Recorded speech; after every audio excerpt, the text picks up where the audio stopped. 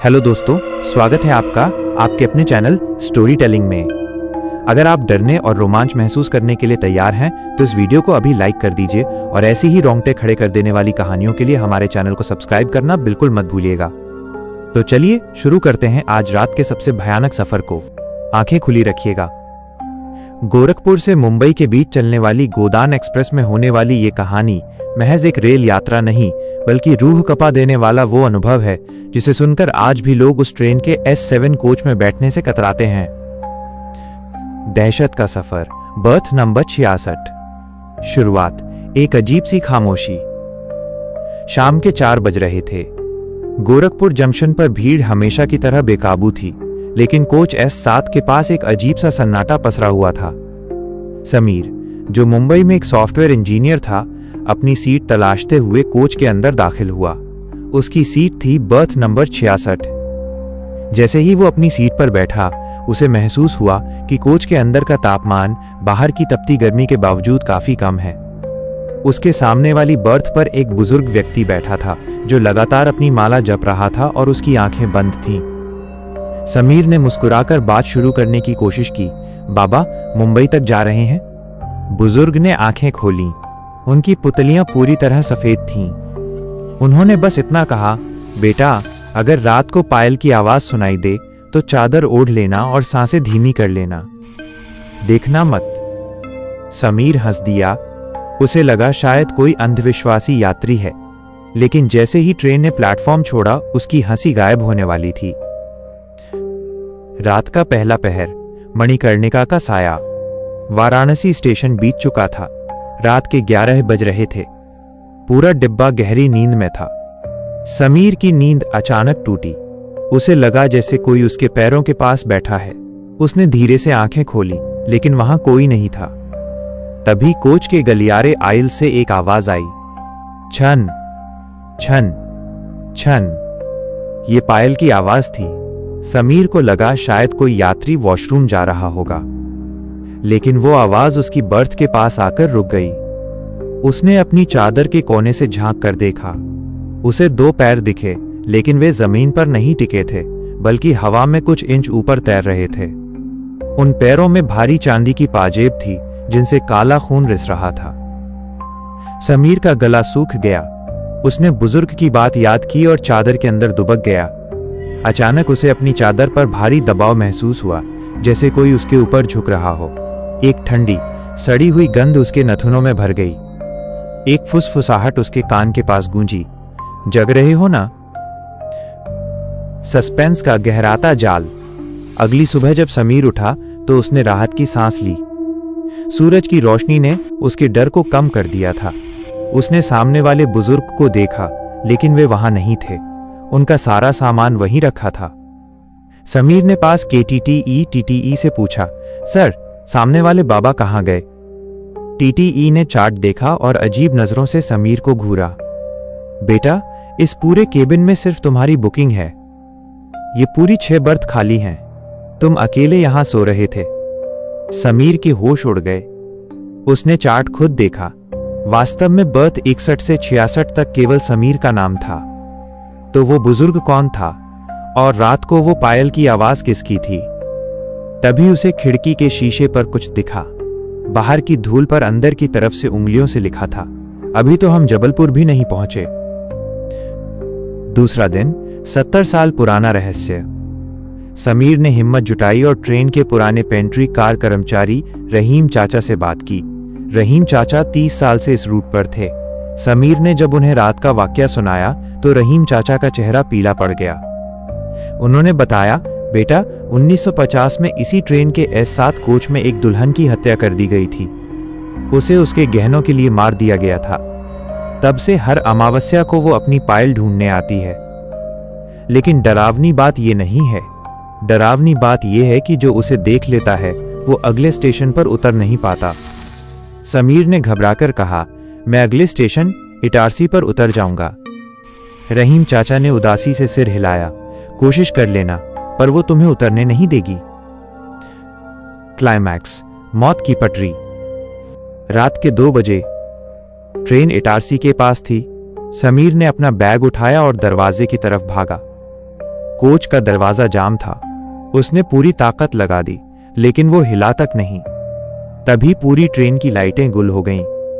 Emergency lights लाल रंग में जलने लगीं।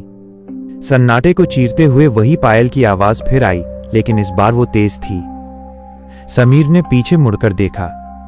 गलियारे के अंत में वही बुजुर्ग खड़े थे, लेकिन अब उनका चेहरा मांस रहित था, सिर्फ एक खोपड़ी थी।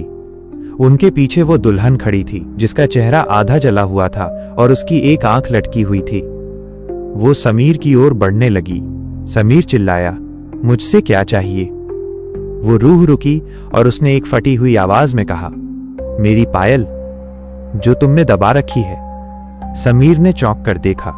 उसकी बर्थ के नीचे एक पुराना लोहे का बक्सा पड़ा था, जो पहले वहां नहीं था।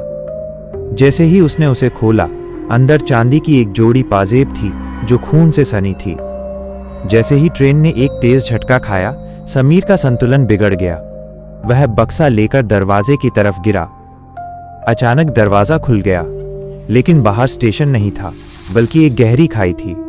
समीर का उस अंधेरी खाई में गिरना अंत नहीं, बल्कि एक ऐसे खौफनाक सफर की शुरुआत थी, जहां समय और हकीकत की सीमाएं धुंधली पड़ जाती हैं। दहशत का सफर, भाग 2, परलोक एक्सप्रेस। खाई का रहस्य। समीर की आंखें जब खुली तो उसे लगा कि वो मर चुका है। चारों ओर घना कोहरा था और हड्डियों को जमा देने वाली ठंड। उसे लगा वो पटरी के नीचे गिरा है, लेकिन जब उसने उठने की कोशिश की तो उसे एहसास हुआ कि वो अभी भी ट्रेन के अंदर ही है। पर ये वो ट्रेन नहीं थी जिसमें उसने गोरखपुर से सफर शुरू किया था। डिब्बे की लकड़ी सड़ रही थी, बल्ब पीले और टिमटिमाते हुए थे और बाहर खिड़की से सिर्फ गहरा काला धुआं दिख रहा था। उसने अपनी बर्थ की ओर देखा। वहां वही पुराना लोहे का बक्सा रखा था। समीर ने घबराकर पीछे की ओर भागना शुरू किया। वो एक डिब्बे से दूसरे डिब्बे में गया, S6, S5, S4, लेकिन हर डिब्बा खाली था। हर तरफ धूल की मोटी परत जमी थी।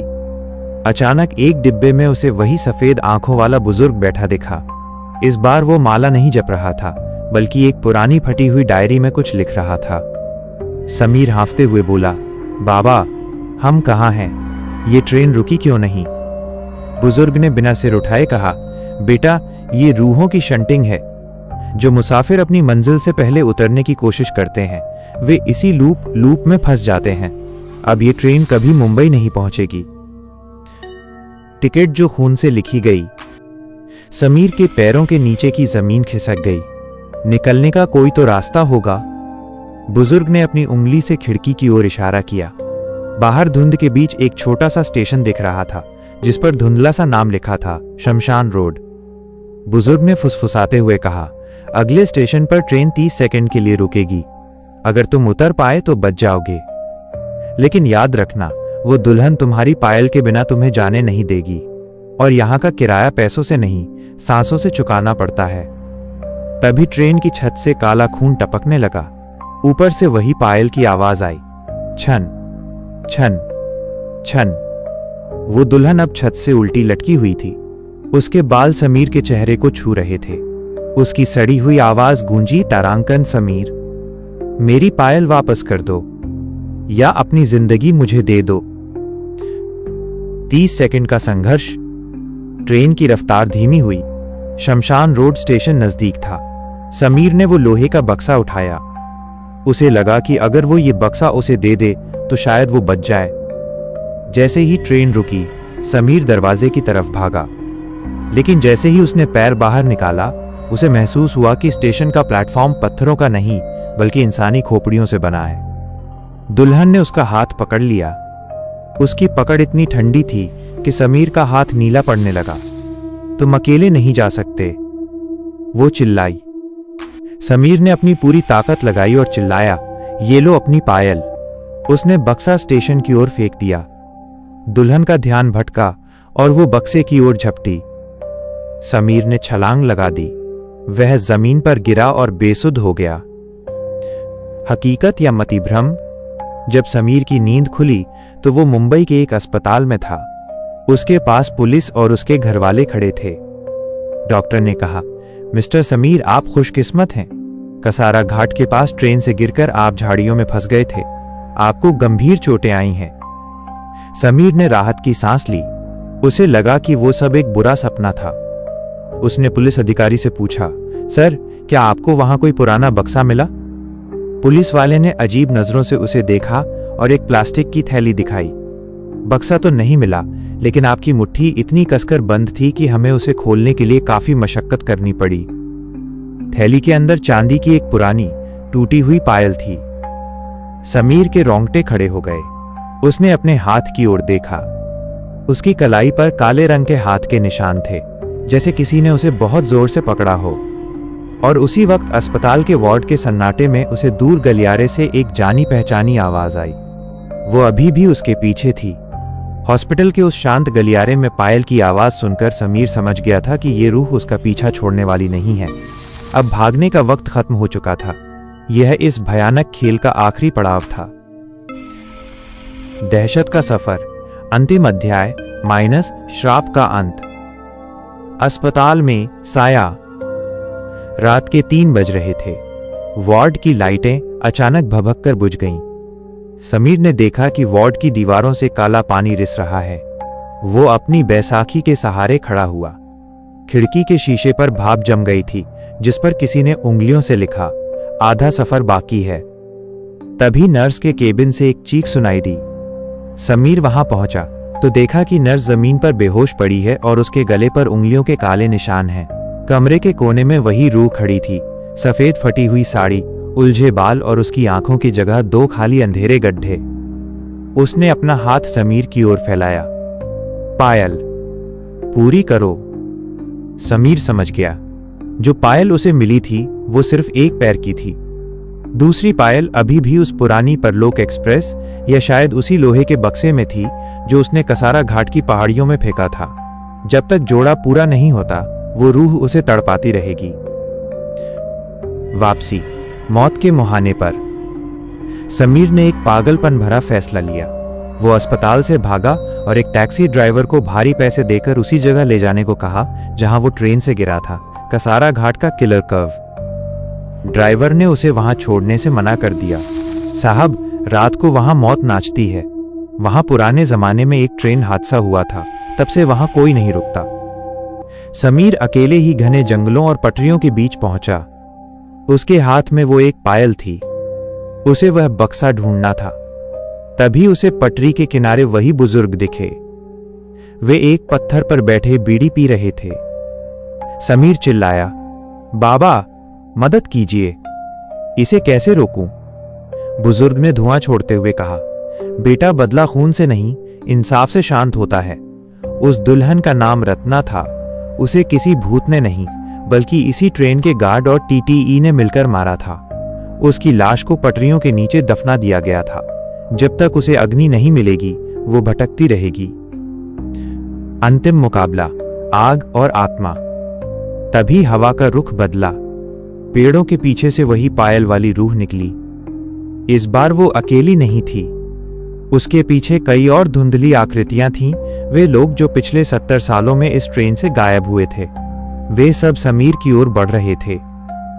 समीर को झाड़ियों में वो पुराना लोहे का बक्सा दिख गया। वह उस पर झपटा। बक्से के अंदर दूसरी पायल रखी थी, लेकिन साथ ही एक पुरानी तस्वीर भी थी। तस्वीर में वही बुजुर्ग टीटीई की वर्दी में और एक युवा गार्ड रत्ना का गला घूंट रहे थे। समीर ने महसूस किया कि वह बुजुर्ग जो उसे बार बार मिल रहा था, कोई मददगार नहीं, बल्कि वही हत्यारा टीटीई था जो अपनी गलती के कारण खुद भी प्रेत योनि में फंस गया था और समीर का इस्तेमाल अपनी मुक्ति के लिए कर रहा था। समीर, बक्सा मुझे दे दो। बुजुर्ग की आवाज अब भयानक और भारी हो गई थी। वो भी एक राक्षस में बदल रहा था। समीर ने अपनी जेब से लाइटर निकाला। उसने चिल्लाकर कहा, मुक्ति तुम्हें नहीं, उसे मिलेगी। समीर ने बक्से के अंदर रखे पुराने कपड़ों और तस्वीर को आग लगा दी। जैसे ही आग की लपटें तेज हुईं, रत्ना, वो दुल्हन रुकी। उसने आग की ओर हाथ फैलाया। समीर ने दोनों पायलों को उस आग के हवाले कर दिया। मुक्ति का मंजर। जैसे ही चांदी की पायल आग में पिघलने लगी, एक दिल दहला देने वाली चीख पूरे जंगल में गूंज उठी। वो बुजुर्ग धुएं में बदलने लगा और हवा में विलीन हो गया। रत्ना का जला हुआ चेहरा धीरे धीरे शांत और सुंदर होने लगा। उसने समीर की ओर देखा। उसकी आंखों में अब खून नहीं बल्कि आंसू थे। उसने समीर को सिर झुकाकर प्रणाम किया और धीरे धीरे रोशनी में बदल गई। अचानक सब कुछ शांत हो गया। जंगल की डरावनी आवाजें बंद हो गईं। उपसंहार, एक नया सफर। सुबह जब सूरज निकला, समीर पटरियों के किनारे बैठा था। उसके हाथ में अब कोई पायल नहीं थी, बस राख थी। उसने मुंबई जाने वाली पहली लोकल ट्रेन पकड़ी। जब वो कोच में चढ़ा तो उसने डरते हुए अपनी सीट देखी। वो कोच S7 नहीं था, लेकिन फिर भी वो सतर्क था। उसने देखा कि उसके सामने वाली सीट पर एक छोटी बच्ची अपनी मां के साथ बैठी हंस रही थी। समीर मुस्कुराया और अपनी आंखें मूंद लीं। लेकिन जैसे ही उसे नींद आने लगी, ट्रेन ने एक मोड़ लिया। पटरियों से रगड़ने की आवाज आई, कच कच कच। समीर ने अपनी जेब में हाथ डाला। वहां एक छोटा सा कागज का टुकड़ा था जो आग से बच गया था। उस पर लिखा था, शुक्रिया समीर, पर याद रखना इस रूट पर अभी भी कई मुसाफिर अधूरे हैं। समीर की रूह कांप गई। उसे समझ आ गया कि यह सफर खत्म नहीं हुआ है। भारतीय रेल की इन हजारों किलोमीटर लंबी पटरियों पर न जाने कितनी और कहानियां दफन हैं। कैसा लगा आपको यह भयानक सफर? हमें कमेंट्स में जरूर बताइए कि आपको कहानी का कौन सा हिस्सा सबसे ज्यादा डरावना लगा। अगर आपके रोंगटे खड़े हुए हों तो इस वीडियो को लाइक करें और ऐसी ही अनसुनी, रहस्यमय और डरावनी कहानियों के लिए अपने चैनल स्टोरी टेलिंग को सब्सक्राइब करके बेल आइकॉन दबाना बिल्कुल न भूलें। हम फिर मिलेंगे अगली रात एक नए डर के साथ। तब तक के लिए अपना ध्यान रखिए।